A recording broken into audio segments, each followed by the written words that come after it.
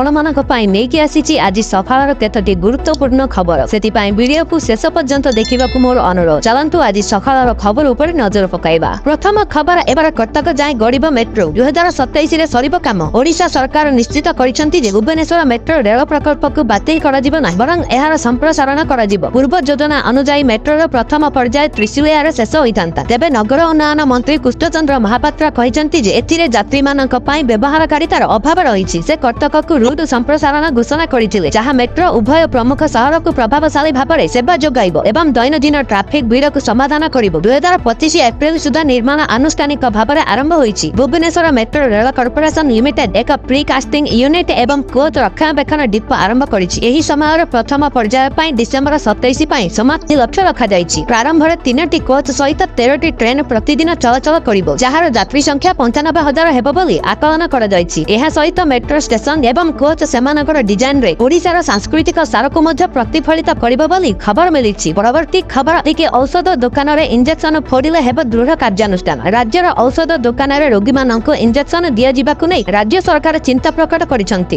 ଔଷଧ ଦୋକାନୀଙ୍କୁ ଏହି ଅଭ୍ୟାସ ବନ୍ଦ କରିବାକୁ କୁହାଯାଇଛି। ଏହା ନହେଲେ ଉଲ୍ଲଂଘନକାରୀଙ୍କ ବିରୁଦ୍ଧରେ ଦୃଢ଼ କାର୍ଯ୍ୟାନୁଷ୍ଠାନ ନିଆଯିବ। ଏନେଇ ସ୍ୱାସ୍ଥ୍ୟ ବିଭାଗର ସବୁ ସିଡିଏମ୍ଓଙ୍କୁ ଚିଠି କରିଛନ୍ତି। ସରକାରଙ୍କ ପକ୍ଷରୁ କୁହାଯାଇଛି ଯେ ତାଲିମ ପ୍ରାପ୍ତ ସ୍ୱାସ୍ଥ୍ୟକର୍ମୀ ଓ ଆବଶ୍ୟକ ମେଡିକାଲ ସୁବିଧା ଥିବା ସ୍ଥାନରେ ହିଁ ଇଞ୍ଜେକ୍ସନ ଦିଆଯିବା ଉଚିତ। ଏହା ଫଳରେ କୌଣସି ପାର୍ଶ୍ୱ ପ୍ରତିକ୍ରିୟାର ସଙ୍ଗେ ସଙ୍ଗେ ମୁକାବିଲା କରାଯାଇପାରିବ। ଜିଲ୍ଲା ସ୍ତରରେ ଏଭଳି ଔଷଧ ଦୋକାନଗୁଡ଼ିକର ଯାଞ୍ଚ ସହ ସେମାନଙ୍କୁ ଏଭଳି କାର୍ଯ୍ୟରୁ ବିରତ କରିବା ଲାଗି ସିଡିଏମ୍ଓ ପଦକ୍ଷେପ ନିଅନ୍ତୁ ବୋଲି ଚିଠିରେ କୁହାଯାଇଛି। ଯଦି ଆଗକୁ ଏନେଇ କୌଣସି ଅଭିଯୋଗ ଆସେ, ତାହେଲେ ରାଜ୍ୟ ଭେଷଜ ନିର୍ଦ୍ଦେଶାଳୟ ପକ୍ଷରୁ ଏହି ଔଷଧ ଦୋକାନଗୁଡ଼ିକର ଯାଞ୍ଚ କରିବା ସହ ଏହାର ରିପୋର୍ଟ ସ୍ୱାସ୍ଥ୍ୟ ବିଭାଗକୁ ପଠାଇବାକୁ କୁହାଯାଇଛି ବୋଲି ଖବର ମିଳିଛି। ପରବର୍ତ୍ତୀ ଖବର, 11ରୁ ବଣ୍ଟା ହେବ ଆୟୁଷ୍ମାନ କାର୍ଡ। ଜନସେବା କେନ୍ଦ୍ର ଟଙ୍କା ମାଗିଲେ ହେବ କାର୍ଯ୍ୟାନୁଷ୍ଠାନ। ଆସନ୍ତା 11 ତାରିଖରେ ଆୟୁଷ୍ମାନ ଭାରତ ପ୍ରଧାନମନ୍ତ୍ରୀ ଜନ ଆରୋଗ୍ୟ ଯୋଜନା ଏବଂ ଗୋପବନ୍ଧୁ ଜନ ଆରୋଗ୍ୟ ଯୋଜନାର ହେବ ଶୁଭାରମ୍ଭ। ରାଜ୍ୟବ୍ୟାପୀ ଏହି କାର୍ଯ୍ୟକ୍ରମ କରାଯିବ। ଏହି ଅବସରରେ ଭୁବନେଶ୍ୱର ମହାନଗର ନିଗମ ବିଏମ୍ସି ପକ୍ଷରୁ ମଧ୍ୟ ଆୟୁଷ୍ମାନ ଭାରତ ପ୍ରଧାନମନ୍ତ୍ରୀ ଜନ ଆରୋଗ୍ୟ ଯୋଜନା ଏବଂ ଗୋପବନ୍ଧୁ ଜନ ଆରୋଗ୍ୟ ଯୋଜନାର ଶୁଭାରମ୍ଭ ହେବ। ଏଥିପାଇଁ ମଙ୍ଗଳବାର ମେୟର ସୁଲୋଚନା ଦାସଙ୍କ ଅଧ୍ୟକ୍ଷତାରେ ଏକ ପ୍ରସ୍ତୁତି ବୈଠକ ବିଏମ୍ସି ମୁଖ୍ୟାଳୟରେ ଅନୁଷ୍ଠିତ ହୋଇଯାଇଛି। କାର୍ଡ ପାଇଁ ଆଧାର ଲିଙ୍କ କରିବାକୁ ପଡ଼ିବ।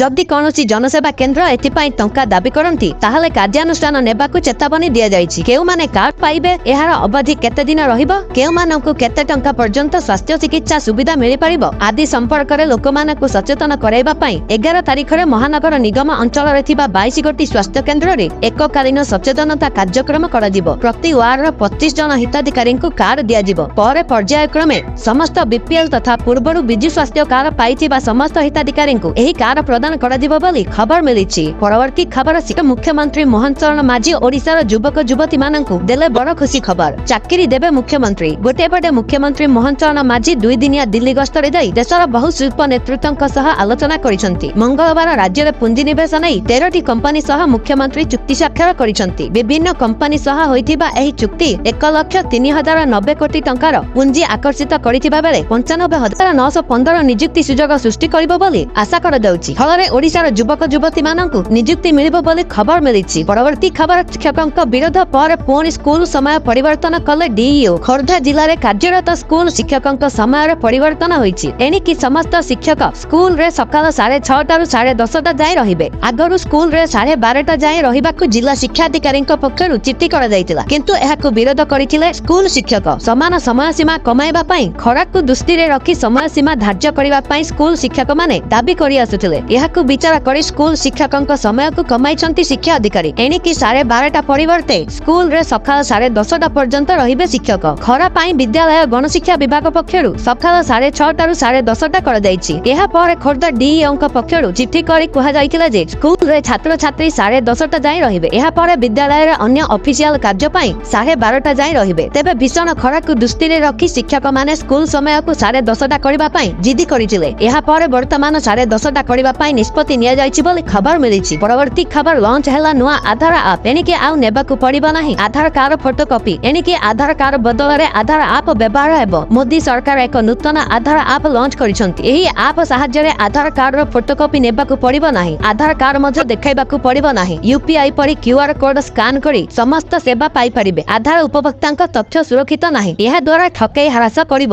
ଏକ୍ସରେ ପ୍ରକାଶିତ ଭିଡିଓ ଦର୍ଶାଉଛି ଯେ ଏହି ଆପ୍ ମାଧ୍ୟମରେ ଫେସ୍ ଆଇଡି ପ୍ରମାଣୀକରଣ ସମ୍ଭବ ହେବ ଏବଂ ବ୍ୟବହାରକାରୀଙ୍କ ସମ୍ମତିରେ ତଥ୍ୟ ସୁରକ୍ଷିତ ଭାବରେ ସେୟାର କରାଯିବ। ବର୍ତ୍ତମାନ ଏହି ଆପ୍ बेटा टेस्टिंग पर्याୟରେ अछि ताहा आधार जांच को उन्नत करिबा पई कार्य करूछि एहा व्यवहारकारी गोपनीयता वृद्धि करिबा एवं आधारर अपव्यवहार को मध्य रोकिबा नै मध्य कुहा जायछि बोले खबर मिलिछि। परवर्ती खबर सृष्टि हैला लघुचाप फଳରେ आसंता 14 तारिख जाई राज्य रे वर्षा संभावना विशेष करी उत्तर उपकूल और दक्षिण ओडिसा रे काल बैसाखी वर्षा होई पारे। आज और आसंता काली वर्षार रहिबा सर्वाधिक प्रभाव। आज पई 18 टी जिल्ला को येलो वार्निंग जारी होईछि। सेही परि आसंता काली 22 टी जिल्ला को येलो वार्निंग जारी होईछि। उपकूल जिल्ला को झड़ पवन नै येलो वार्निंग जारी करा जाईछि। आसंता 3 दिन वर्षा रे भिजिबो ओडिसा। सेपटे गत किछि दिन हेबा जेउ भली गरम और गुळुगुळी लागि रहिछि राति रे मिलिबो त्राही वर्षा सह झड़ पवनर संभावना रहिछि। उपकूलवर्ती जिल्ला गुड़िकर पवनर बेग अधिक रही पारे बोली सतर्क सूचना दिया जायछि। एही समय रे वज्रपात एवं मेघुआ पागर मध्य आशंका रहिछि बोली खबर मिलिछि। परवर्ती खबर चलित वर्ष सठिक समय रे मौसुमी ओडिशा छुइबो। एहा सहित जून मासरे भल वर्षा हेबो। साधारणतः मौसुमी जून मासरे ओडिशा छुइथिले मध्य प्रथम मासरे सर्वदा नियंत्रित वर्षा जोगु चाष कार्य आरंभ विलंब होइथाय। मात्र चलित वर्ष मौसुमी जून मासरे भल वर्षा हेबो बोली आकलन करिसेंति पानीपाग विज्ञानी प्रोफेसर सुरेंद्रनाथ पशुपालक। से कहिसेंति जे विश्वर प्रसिद्ध पानीपाग संस्था द्वारा समुद्र और वायुमंडल स्थिति को नहीं आकलन अनुसार चलित वर्ष राज्य में मौसुमी आरंभ वर्षा ठीक रहिबो। एनु चाषी माने सही हिसाब रे प्रस्तुत रहिबा कथा। तेनु राज्य रे एप्रिल मासरे वर्षा स्वाभाविक ठारू अधिक हेबा सह मे और जून मासरे स्वाभाविक वर्षा हेबो एवं जुलाई रे स्वाभाविक ठारू किछि कम वर्षा होई पारे। तेबे जून मासरे ठीक समय रे मौसुमी आसीबार संभावना रहिछि बोली प्रोफेसर पशुपालक कहिसंति बोली खबर मिलिछि। परवर्ती खबर ए श्रीमंदिर रे श्रीजीउका दयानाचर्य और दमनक चतुर्दशी नीति संपादन दृष्टि आज और आसंता काली 2 दिन रत्न भंडार मरम्मति तथा संरक्षण कार्य बंद रहिबो। एनै श्रीमंदिर प्रशासन पक्षरु सूचना प्रदान करा जायछि। सेपटे चलित मास शेष सुधा श्रीमंदिर रे धाड़ी दर्शन व्यवस्था आरंभ हेबो। मंगलवार ब्रह्मपुर गस्तरे जाइथिबा आईन मंत्री पृथ्वीराज हरिचंदन ए संपर्क रे सूचना दैछन्ति। चलित सप्ताह श्रीमंदिर परिचालना कमिटी गठन हेबो। परिचालना कमिटी रे प्रस्ताव और सरकारक अनुमति पर उंडी स्थानांतरण होई श्रीमंदिर रे धाड़ी दर्शन व्यवस्था आरंभ हेबो बोली मंत्री श्री हरिचंदन कहिसंति बोली खबर मिलिछि। परवर्ती खबर पादधानी रे ट्रैफिक जाम नियंत्रण करिबा सह दुर्घटना कमेइबा पई लेन ड्राइव लागू करिबाकू जाउछि कमिशनरेट पुलिस। एबे प्राथमिक पर्याय रे एहा केवल प्रति प्रमुख छक और बस स्टॉपेज बोली स्थान रे लागू हेबो। एही सब स्थान रे किछि दिन पई 150 मीटर पर्यंत प्लास्टिक कोन रखा जिवो। गाड़ी गुडी को कोन रो दर्शा जाइतिबा लेन रे ही जिबे। बाइक कार किंबा ट्रक पई निर्दिष्ट भाबे लेन करा जाई नाही। जे जेउ लेन रे थिबे ट्रैफिक छक पूर्वरु सेही लेन रे ही रहिबे। एही स्थान रे कोनोसी गाड़ी अन्य गाड़ी को अतिक्रम करि परिबो नाही बोली ट्रैफिक डीसीपी तपन महांती कहिसंति। केही नियम उल्लंघन कले सेठारे थिबा ट्रैफिक पुलिस कार्यानुष्ठान नेबे। मंगलवार अपराह्न रे जयदेव विहार ओभरब्रिज निकटरे परीक्षामूलक भाबे एही अभियान आरंभ करा जायछि। प्रथम किछि दिन लोकंकु सचेतन करा जिवो। परवर्ती समय रे एहाकु प्रति छकरे कड़ाकड़ी भाबे लागू करा जिवो बोली डीसीपी श्री महांती कहिसंति बोली खबर मिलिछि। परवर्ती खबर ओडिशा सरकारक पक्षरु एही विभाग रे बाहरिला 500 रु अधिक नुआ पदवी। ओडिशा सरकारक न्याय विभाग अधीन रे थिबा डीपीपी पई 267 टी नुआ पदवी बाहरिछि। एनै बीएनएसएस धारा 20 अनुसार पदवी सृष्टि नै ओडिसा गृह विभाग पक्षरु सूचना जारी करा जायछि। एही 267 टी पदवी मध्यरे सरकारी public prosecutor clerk skilled staff एवं अन्य सहायक कर्मचारी पद शामिल रहिछि। एहा द्वारा राज्यर विभिन्न जिल्ला रे पब्लिक प्रोसिक्यूशन विभागर कार्यक्षमता वृद्धि पाइबो बोली आशा करा जाउछि। एही पदवी गुडिक पूर्ण हेले मामलार सुनानी और न्याय प्रदान रे विलंब ह्रास पाइबो एवं नागरिक माननकु तुरंत न्याय मिलिबारे सहायता मिलिबो। सेही परि स्टेट फोरेंसिक साइंस सर्विस संस्था पई 247 नुआ पदवी सृष्टि नै गृह विभाग पक्षरु निर्देशनामा जारी करा जायछि बोली खबर मिलिछि। परवर्ती खबर गतकाली ठारू भारत उपरे लागू होई गला ट्रम्प को 26% ठारे महंगा हेबो एही सब जिनिस। गोटिए पटे अमेरिका राष्ट्रपति डोनाल्ड ट्रम्प को ट्रेड वार प्रभाव भारत उपरे मध्य पड़िबो। अमेरिका पक्षरु भारत उपरे लागू करा जाइतिबा 26% रेसिप्रोकाल टैरिफ गतकाली ठारू लागू होई जाइछि। आशंका करा जाउछि जे एहार प्रभाव आभूषण उपरे पड़ी पारे। एहा छडा इलेक्ट्रोनिक्स ऑटो पार्ट्स समेत विभिन्न जिनिस उपरे मध्य एही टैरिफ रो प्रभाव पड़िबो। तेबे खास कथा हेउछि अमेरिका प्रथमे आमदानी शुल्क 27% रे धार्य करा जाइतिला जहाकु परे ह्रास करा जाई 26% करा जाइछि। ट्रम्प को चार्ट अनुसार भारत 52% शुल्क असूल करिछि। एबे अमेरिका भारत ठारू 26% जवाबी टैरिफ असूल करिबो। एही 26% शुल्क अमेरिका रे भारतीय सामग्री उपरे लागू होइतिबा शुल्क ठारू पृथक। तेबे प्रसंगरे भारत सावधानतार सह अग्रसर हेउतिबार देखा जाउछि बोली खबर मिलिछि। परवर्ती खबर एनिकि 16 वर्षरु कम बयसर पिला माने इंस्टाग्राम चलै परिबे नाही। कटकना लगाइला मेटा 16 वर्षरु कम बयसर इंस्टाग्राम यूजर माने पितामातांक अनुमति बिना सीधा सड़क मेसेंजर रे लाइव स्ट्रीमिंग किंबा नग्नता को अनब्लॉक करि परिबे नाही। मेटा मंगलवार दिन कहिछि जे एहा किशोर मानक पई एहार सुरक्षा व्यवस्था को व्यापक करिछि। परिवर्तन अनुसार पितामाता अनुमति न देले 16 वर्ष ବର୍ଷରୁ କମ୍ ବୟସର କିଶୋର କିଶୋରୀ ମାନଙ୍କୁ ଇନଷ୍ଟାଗ୍ରାମ ରେ ଲାଇଭ ଷ୍ଟ୍ରିମିଂ କରିପାରିବେ ନାହିଁ ବୋଲି ଖବର ମିଳିଛି। ପରବର୍ତ୍ତୀ ଖବର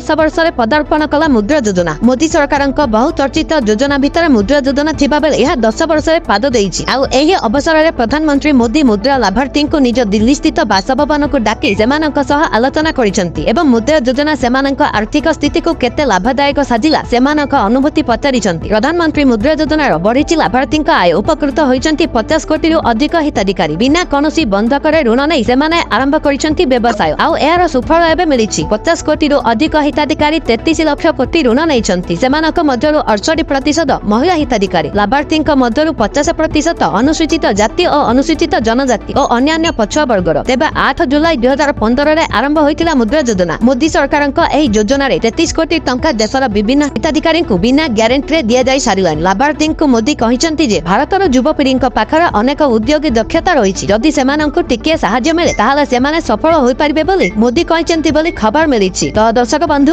ଏଥିଲା ଆଜି ସକାଳର କେତୋଟି ଗୁରୁତ୍ୱପୂର୍ଣ୍ଣ ଖବର। ଯଦି ଭିଡ଼ିଓଟି ଭଲ ଲାଗିଛି ଲାଇକ୍ କରିବା ସହିତ ଆମ ଚ୍ୟାନେଲକୁ ସବସ୍କ୍ରାଇବ୍ କରନ୍ତୁ। ଭିଡ଼ିଓଟି ସମ୍ପୂର୍ଣ୍ଣ ଦେଖିଥିବାରୁ ଆପଣମାନଙ୍କୁ ବହୁତ ବହୁତ ଧନ୍ୟବାଦ।